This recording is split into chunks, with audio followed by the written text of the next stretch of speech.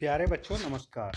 आज हम रुचिरा भाग 2 कक्षा 7 के चतुर्दशः पाठः अनारिकायाः जिज्ञासा चैप्टर नंबर 14 अनारिका की जिज्ञासा इस पाठ में आए सभी प्रश्नोत्तरों को हल करेंगे। इसमें सबसे पहला प्रश्न है उच्चारणम कुरुता।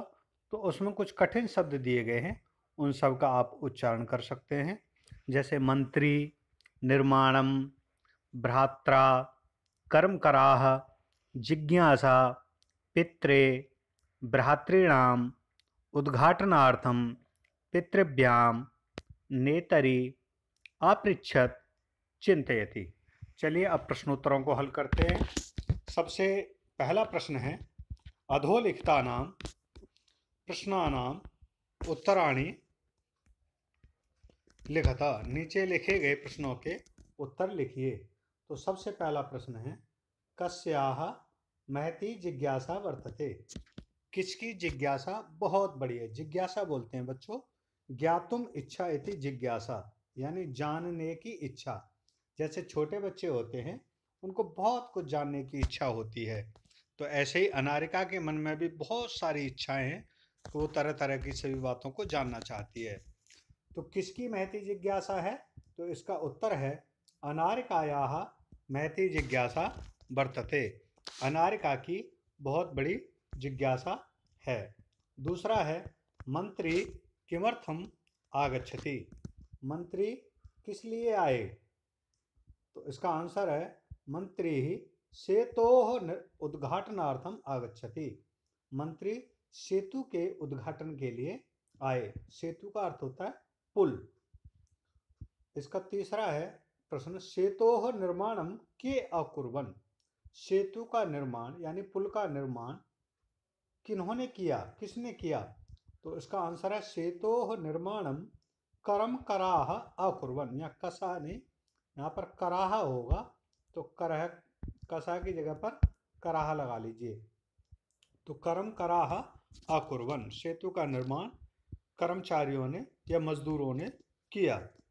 तीसरा है सेतोः निर्माणाय कर्मकराः प्रस्तराणि कुतः आनयन्ति। सेतु के निर्माण के लिए जो कर्मचारी हैं वो पत्थर, प्रस्तराणि मतलब पत्थर कहाँ से लाते हैं? तो सेतोः निर्माणाय कर्मकराः प्रस्तराणि पर्वतेभ्यः आनयन्ति। इसका आंसर है कि सेतु निर्माण के लिए यानी पुल के निर्माण के लिए जो कर्मकरा थे, जो मजदूर थे, वो पत्थरों को पर्वतेभ्यः यानी पर्वतों से आनयन्ति मतलब लाए थे। के सर्वकाराय धनम प्रयच्छन्ति। सरकार के लिए धन कौन देते हैं? तो प्रजाः सर्वकाराय धनम प्रयच्छन्ति। प्रजा सरकार के लिए धन देती है। क्वेश्चन नंबर 3 रेखांकित पदानि आधृत्य प्रश्न निर्माणम कुरुत। रेखांकित पदों का चयन करके या उन्हें लेकर प्रश्नों का निर्माण करिए। सबसे पहला है अनारिकायाः प्रश्नैः सर्वेषां बुद्धि चक्रवत् भ्रमति। अनारिका के प्रश्नों से सभी की बुद्धि चक्र की तरह घूम जाती थी। तो किसकी बुद्धि? तो यहाँ षष्ठी विभक्ति का प्रयोग होता है, तो स्त्रीलिंग में षष्ठी विभक्ति में बनेगा कस्याः। तो आप अनारिकायाः की जगह पर रेखांकित का अर्थ होता है जिसके नीचे रेखा खींचिए, जैसे ये वाली खींचिए। तो रेखांकित पद को केवल हमें इसी शब्द को चेंज करना था। तो इस षष्ठी विभक्ति का एक वचन है, स्त्रीलिंग है, इसीलिए हमने यहाँ पर कस्याः कर दिया। तो ये षष्ठी विभक्ति एक वचन का प्रयोग। कस्याः प्रश्नैः सर्वेषां बुद्धि चक्रवत् भ्रमति। किसके प्रश्न सभी की बुद्धि को चक्र की तरह घुमा देते थे। और लास्ट में यहाँ पर क्वेश्चन मार्क चिन्ह लग जाएगा। दूसरा है मंत्री सेतोः उद्घाटनार्थम आगच्छति। तो उद्घाटनार्थम, तो यहाँ पर सप्त ककार होते हैं, किम, कुत्र, कति, कदा, कुता, कथम, किमर्थम। तो यहाँ उद्घाटनार्थम है तो यहाँ पर हो जाएगा किमर्थम और वाक्य हमारा पूरा का पूरा ठीक हो जाएगा। तो आप यहाँ पर मंत्री सेतोः किमर्थम आगच्छति, तो मंत्री सेतु उद्घाटनार्थम आगच्छति और लास्ट में यहाँ पर प्रश्न मार्क का चिन्ह लगा देंगे। इसके अगला है कर्मकराः सेतोह निर्माणम कुर्वन्ति, जो मजदूर हैं वो पुल का निर्माण कर रहे हैं। तो यहाँ आएगा कौन कर रहे हैं, तो मजदूर एक से ज़्यादा हैं, दो से भी ज़्यादा हैं, तो बहुवचन है, इसलिए कर्म करा की जगह पर यहाँ पर आ जाएगा के, क्या कहू के सेतो निर्माणम कुर्वन्ति, तो कर्म कराह सेतो निर्माणम कुर्वन्ति। चौथा है पर्वतेभ्यः प्रस्तराणि आनीय सेतो निर्माणम भवति, पहाड़ों से पत्थरों को लाने से सेतु का निर्माण होता है। तो पर्वतेभ्य रेखांकित पद है, तो यहाँ पर पर्वतेभ्य कहाँ से, तो यहाँ पर आ जाएगा कुतः, कुतः मतलब ये अव्यय पद है, कुतः मतलब कहाँ से, कुतः प्रस्तराणि आनीय सेतु निर्माणम, पत्थरों को कहाँ से लाया जाता है सेतु के निर्माण के लिए, तो इसका आंसर होगा पर्वतेभ्य, और जब हमें प्रश्न बनाना है तो यहाँ पर हम लगा देंगे कुतः। अगला है लास्ट, जनाः सर्वकाराय देशस्य विकासार्थम धनम ददाति, तो रेखांकित पद है हमारा सर्वकाराय, सर्वकाराय सरकार के लिए, लोग सरकार के लिए, देशस्य विकासार्थम देश के विकास के लिए, धनम ददति धन देते हैं। तो सर्वकाराय, तो यहाँ पर उसकी जगह पर हो जाएगा कसमयी, तो जनाः कसमयी देशस्य विकासार्थम धनम ददति, जना किसके, लोग किसके लिए पैसे देते हैं, तो देशस्य विकासार्थम किसके लिए देते हैं, सरकार के लिए। तो आपके ये प्रश्नोत्तर हल हुए। अब चौथा है उदाहरण अनुसारम रूपाणी लिखत, हमें उदाहरण के अनुसार सभी रूपों को लिखना है। पहले में दे रखा है विभक्ति, इधर दे रखा है वचन, जैसा आपको बताया था कि 3 वचन होते हैं, एक वचन, द्विवचन और बहुवचन। एक वचन से हमें एक व्यक्ति या एक वस्तु का बोध होता है, द्विवचन से 2 व्यक्ति या 2 वस्तुओं का बोध होता है, और बहुवचन से 2 से ज़्यादा बहुत सारे व्यक्तियों या बहुत सारी वस्तुओं का बोध होता है। ये विभक्ति है इस साइड में, तो प्रथमा विभक्ति का रूप चलेगा, जैसे ये ऋकारांत है, तो ऋकारांत पुल्लिंग शब्द है। प्रथमा का पिता, पितरौ, पितरः, ऐसे पिता की तरह भ्रातृ भी ऋकारांत है, तो इसका रूप चलेगा भ्राता, ऐसे कर देंगे भ्राता, भ्रातारौ, और यहाँ पर आ जाएगा लास्ट में भ्रातारः, भ्राता, भ्रातारौ, भ्रातारः। दूसरा है द्वितीय में आएगा दातारम, दातारौ, दातृन, तो आपको मैं ये फिल किया हुआ ही बता देता हूँ, ये इधर ये फिल कर रखा है, आप इसका स्क्रीनशॉट ले सकते हैं। पिता, पितरौ, पितरः, ऐसे ही भ्रातृ का ऋकारांत भ्रातृ है, तो भ्रातृ का रूप कैसे चलेगा, भ्रातृ का चलेगा भ्राता, भ्रातारौ, भ्रातारः। ऐसे दातृ भी ऋकारांत है, तो द्वितीय में दातारम, दातारौ, दातृन। ऐसे धातृ भी ऋकारांत है, तो धातारम, धातारौ, धातृन। तृतीया में धातृ का धात्रा, धातृभ्याम, धातृभि। ऐसे ही कर्तृ का आएगा तो कर्त्रा, कर्तृभ्याम, कर्तृभि। चतुर्थी विभक्ति में आ जाएगा नेत्रे, नेत्राभ्याम, नेत्रिभि, नेत्रिभ्य। ऐसे ही विधात्री का आ जाएगा विधात्रे, विधातृभ्याम, विधातृभ्य। पंचमी विभक्ति में कर्तु, कर्तृभ्याम, कर्तृभ्य। ऐसे हर्तृ का आ जाएगा हर्तु, हर्तृभ्याम, हर्तृभ्य। षष्ठी विभक्ति में पितृ का पितुः, पित्रोः, पितॄणाम। तो ऐसे भ्रातृ का आएगा तो भ्रातु, भ्रात्रो, भ्रातॄणाम। ये भा के नीचे रा है, इसका जरूर ध्यान रखिए कि इसमें कहीं दिक्कत आपको ना हो। भा के नीचे ऐसे भ्रा तु, इस तरह से बनेगा। तो ये सारे के सारे आप अच्छी तरह से एक बार स्क्रीनशॉट ले लीजिए। सप्तमी में सवितरी, सवित्रोः, सवित्रिषु।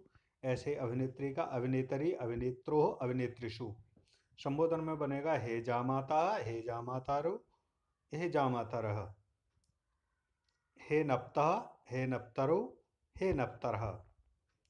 क्वेश्चन नंबर 5 देखिए, कोष्ठकेभ्यः समुचित पदानि चित्वा रिक्त स्थानानि पूर्यतः कोष्ठकेभ्यः कोष्ठक से उचित पदों का चयन करके रिक्त स्थानों की पूर्ति करिए। तो आपको यहाँ पर रिक्त स्थानों की पूर्ति करनी है कि जो भी खाली जगह है उसकी पूर्ति करिए। पहला है अहम प्रातः सह भ्रमणाय गच्छामि। तो जहाँ भी सह लगता है बच्चों वहाँ तृतीय विभक्ति का प्रयोग होता है।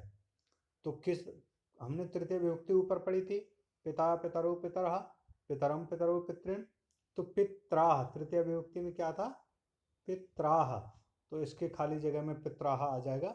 अहम प्रातः पित्रा सह भ्रमणाय गच्छामि। ऐसे बाला आपणात् फलानि आनयति। बच्चे बाजार से फल को लाते हैं। तो कुतः कुतः, तो इसके आंसर में क्या आएगा, भ्रात्रे।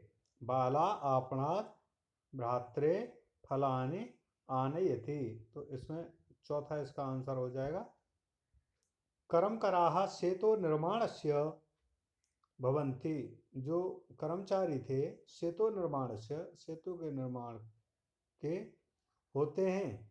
कौन होते हैं, कर्तारः करने वाले होते हैं। तो इसमें आ जाएगा कर्तारः। मम तु एतेषां प्रश्नानाम् उत्तराणि अददात। तो मम कौन, मेरे, कौन, पिता। मेरे पिता ने मुझे इन सभी प्रश्नों के उत्तर दिए। तो यहाँ पर पहले वाला टिक कर लेंगे। ऐसे तब तब तू भ्रातरो कुत्र जीवितो।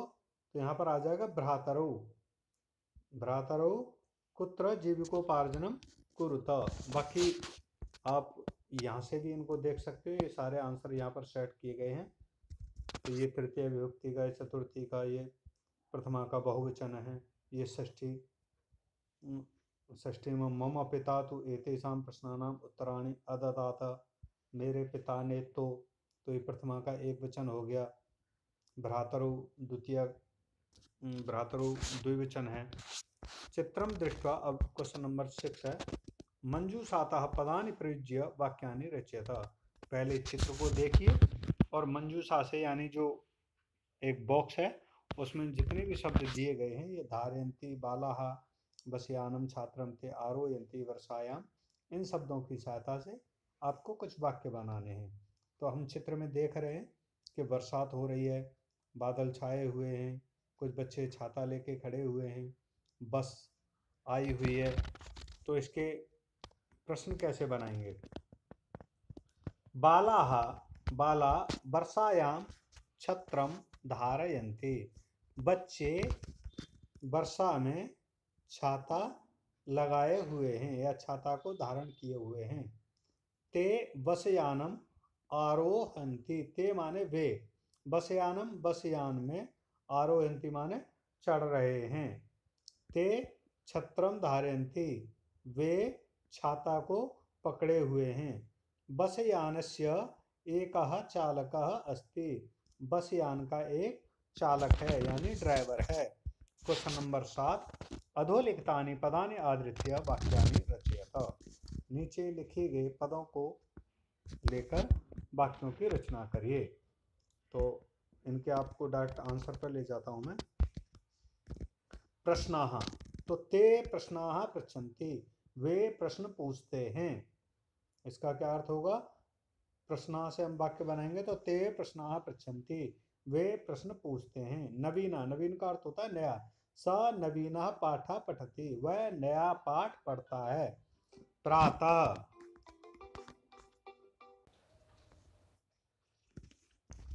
प्रातः अहम प्रातः अध्ययनं करोमि, मैं सुबह सुबह अध्ययन करता हूँ। आगच्छति, स ग्रामात् आगच्छति, वह गांव से आता है। प्रसन्नः, अहम प्रसन्नोस्मि, मैं प्रसन्न हूँ। तो बच्चों, आपको आशा करता हूँ कि पाठ बहुत अच्छा लगा होगा। अगर आपको सभी प्रश्नोत्तर और पाठ अच्छा लगा है तो चैनल को लाइक और सब्सक्राइब करें, एक दूसरे के साथ शेयर करें।